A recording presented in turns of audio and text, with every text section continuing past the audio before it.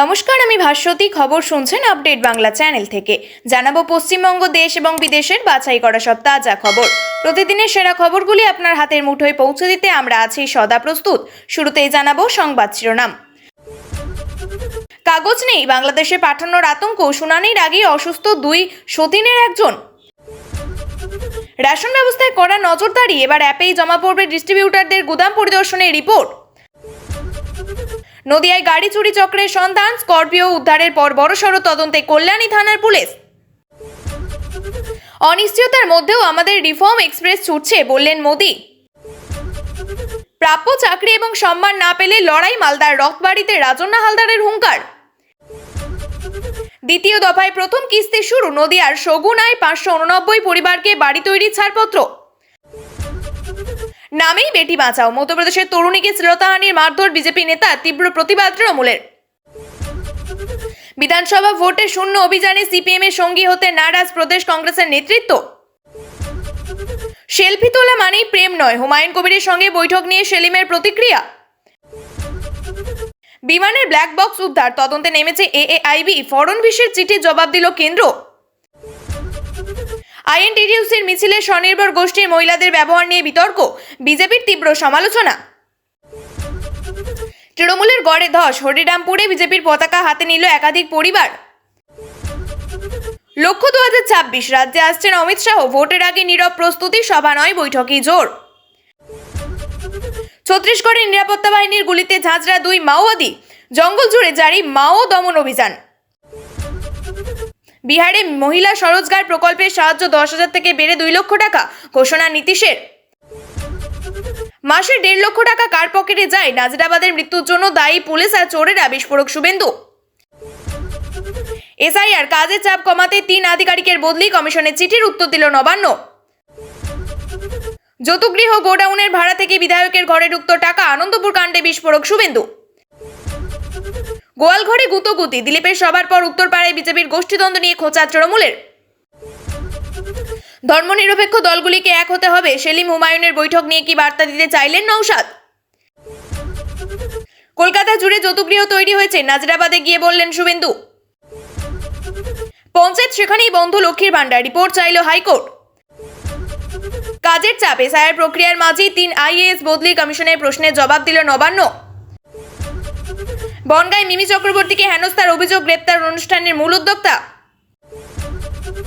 অজিত পাওয়ারের মৃত্যু নিয়ে বিতর্কিত মন্তব্য, মমতা বন্দ্যোপাধ্যায়কে আক্রমণ কঙ্গনা রানাউতের, যা বললেন। বিধানসভা ভোটের জন্য পশ্চিমবঙ্গে 25 আইএএস আইপিএস পর্যবেক্ষক হবেন, বৈঠকে ডেকে পাঠালো কমিশন।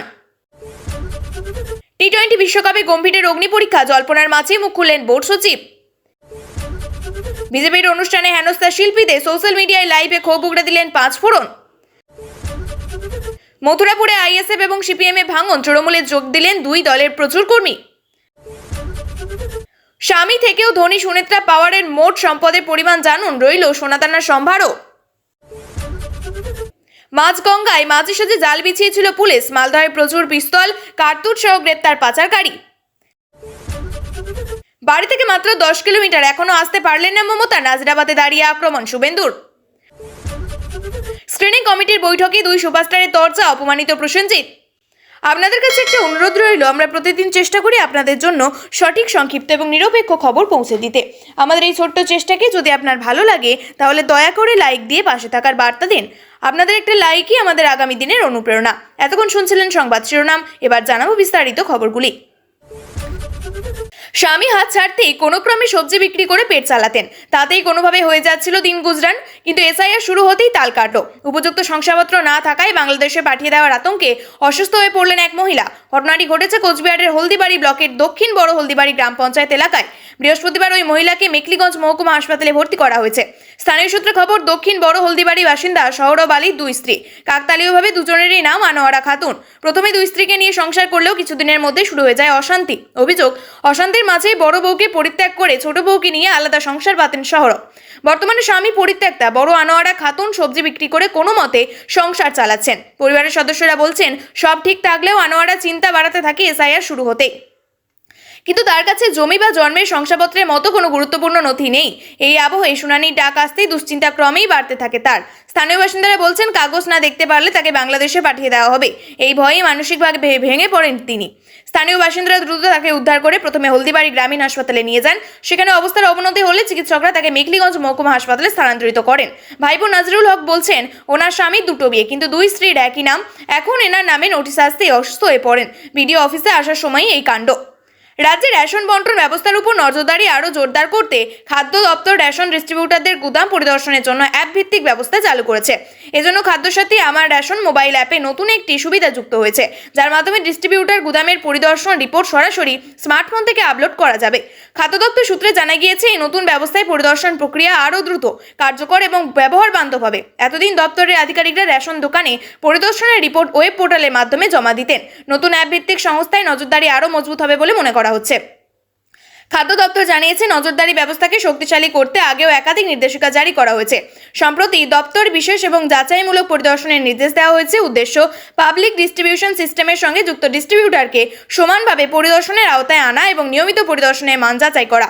এই বিশেষ পরিদর্শনের জন্য জেলা rationing officer, joint director of rationing এবং জেলা খাদ্য নিয়ন্ত্রকদের নির্দেশ দেওয়া হয়েছে 2 থেকে 3 জন পরিদর্শককে নিয়ে বিশেষ দল গঠনের। এই দলগুলির নেতৃত্বে সংশ্লিষ্ট মহকুমার সাব ডিভিশনাল কন্ট্রোলার, রেশনিং অফিসাররা রয়েছেন। নিয়মিত পরিদর্শনের পাশাপাশি এই বিশেষ পরিদর্শন চালানো হবে বলে জানানো হয়েছে। আনন্দপুরের কাছে নাজিরাবাদে ভয়াবহ আগুনকে কেন্দ্র করে গুরুতর অভিযোগ তুললেন রাজ্য বিধানসভার বিরোধী দলনেতা শুভেন্দু অধিকারী। গোডাউনের ভাড়া, লাইসেন্সিং, নির্মাণ, অগ্নি নির্বাপক ব্যবস্থার অভাব থেকে শুরু করে রাজনৈতিক মদতের অভিযোগ, সব মিলিয়ে গোটা ঘটনাকে যৌতুকগৃহ বলে আক্রমণ শানালেন তিনি।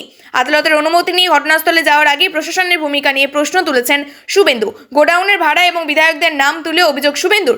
শুভেন্দু অধিকারীর দাবি, আনন্দপুরের ওই গোডাউনটির প্রতি মাসে 1.5 লক্ষ টাকা ভাড়া দেওয়া হতো। সেই ভাড়ার টাকা থেকে 60,000 টাকা সরাসরি স্থানীয় বিধায়কের প্রতিনিধির হাতে তুলে দিতেন গোডাউনের মালিক। তার অভিযোগ, গোডাউনটির কোনো বৈধ লাইসেন্সিং ছিল না কোনো অগ্নি নির্বাপক ব্যবস্থাও। তবুও প্রশাসন নীরব থেকেছে। কোন বিধানসভা কেন্দ্রের আওতায় এলাকা? যে গোডাউনে আগুন লেগেছে সেটি আনন্দপুরের একেবারে নাজিরাবাদ এলাকায় অবস্থিত। এই এলাকায় দক্ষিণ 24 পরগনা জেলার সোনারপুর উত্তর বিধানসভা কেন্দ্রের আওতায় পড়ে। ওই কেন্দ্রের বিধায়ক ফিরদৌসী বেগম। ঘটনায় ইতিমধ্যেই গোডাউনের মালিক গঙ্গাধর দাসকে গ্রেপ্তার করেছে পুলিশ। অভিযোগ উঠছে, জলাভূমি বুঝিয়ে গোডাউনটি তৈরি করা হয়েছিল। গোডাউনে কোনো ধরনের অগ্নি নির্বাপন ব্যবস্থা ছিল না। ফরেন্সিক রিপোর্টে আগুন লাগার উৎস ফরেন্সিক রিপোর্টে স্পষ্টভাবে উল্লেখ করা হয়েছে। প্রথমে আগুন লাগে গোডাউনের পাশের একটি 3তলা বিল্ডিংয়ে। সেখান থেকে পরপর 2টি গুদামে আগুন ছড়িয়ে পড়ে। ঘটনায় অন্তত 40 জনের মতো মানুষ ভিতরে আটকে পড়েছিলেন। এই প্রসঙ্গে শুভেন্দু অধিকারী বলেন, তাদের ধারণা অনুযায়ী মৃতের সংখ্যা 35 থেকে 40 জনের মধ্যে হতে পারে। তিনি জানান, প্রাক্তন ক্রিকেটার অশোক দিন্দা প্রথম থেকেই সেখানে রয়েছেন।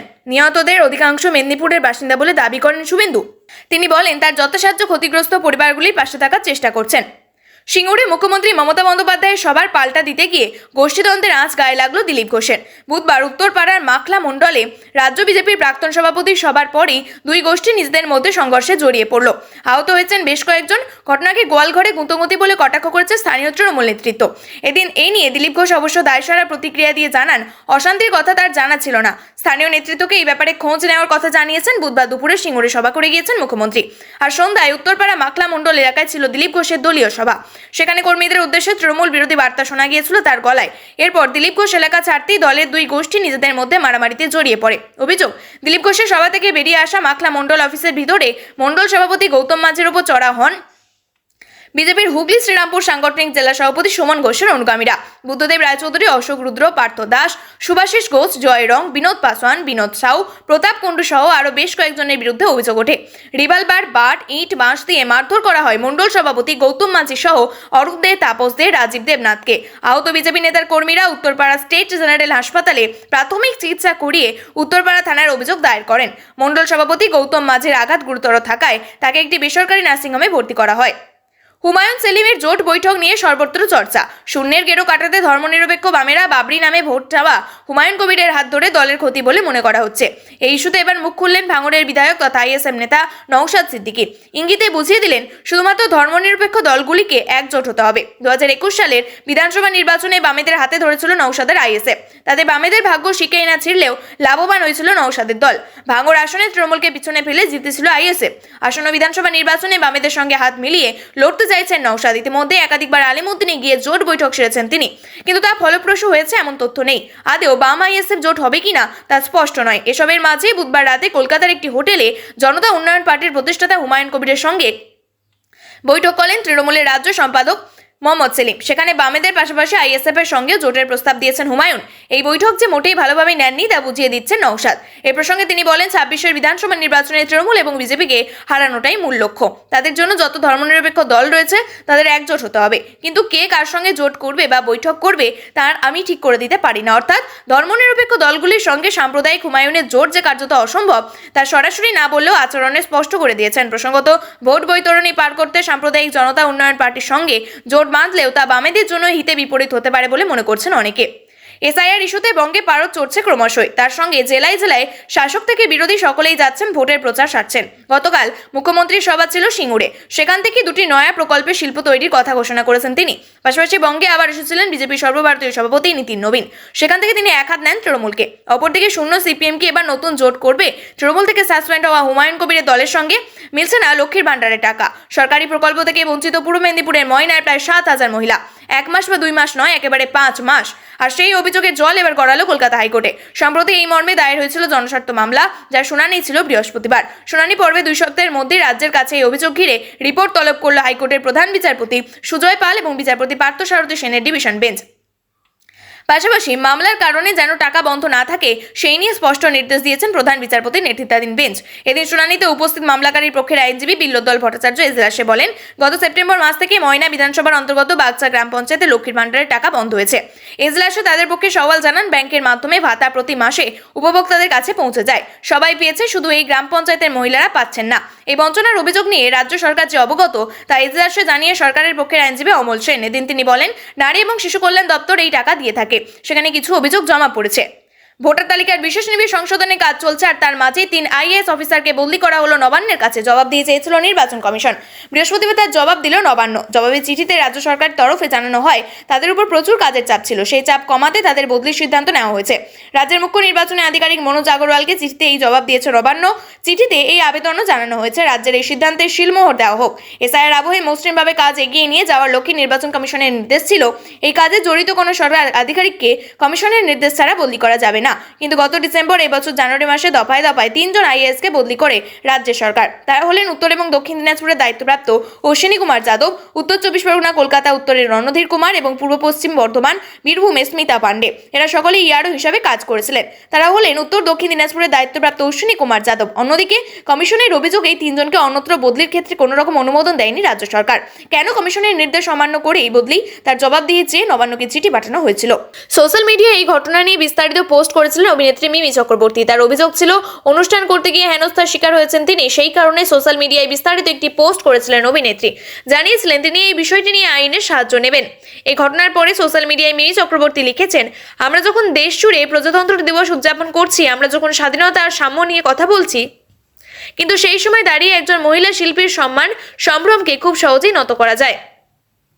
কেরিয়ার নিজের ইমেজ তৈরি করেছে, কিন্তু আজ চুপ করে থাকা মানে একজন শিল্পীকে হেনস্থা মেনে নেওয়া, প্রতিবাদ না করা এবং চুপ করে থাকা। আমাকে সদ্যই বনগাঁর নয়া গোপালগঞ্জ যুবক সংঘ ক্লাবে আমন্ত্রণ জানিয়ে নিয়ে যাওয়া হয়েছিল, কিন্তু সেখানে অনুষ্ঠান করার সময়ে মাঝপথে আমায় হঠাৎ বলা হয় মঞ্চ ছেড়ে চলে যেতে।